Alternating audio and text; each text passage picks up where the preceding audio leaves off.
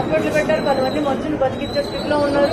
మీరు కూడా రోడ్లు వచ్చి కాలువల మీద పర్మనెంట్ గా స్ట్రక్చర్ పెట్టి 3 ఏళ్ల నుంచి ఉందంట.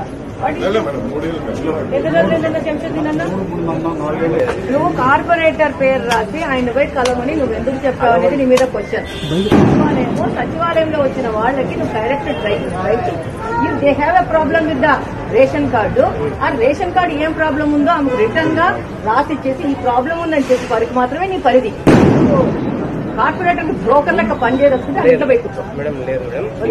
అంటే ప్రతి ఒక్క జనాభా ప్రజలందరూ వెళ్ళేది కార్పొరేట్ ఇంటి దగ్గర కూర్చొని ఆయన దయాదాక్షిణ్యం మీద చెయ్యి పట్టుకుని ఆయన రేషన్ కార్డు ఇస్తే తీసుకుంటారు, ఆయన రేషన్ కార్డు ఇవ్వకపోతే తీసుకోరు. ఇలాంటి బ్రోకర్లు పెట్టుకుని వాళ్ళు నడుపుతా అంటే మీరు గవర్నమెంట్ దగ్గర జీతం తీసుకొని వాళ్ళ దగ్గర బ్రోకర్ లెక్క పనిచేయదలుచుకుంటావా మహేందర్?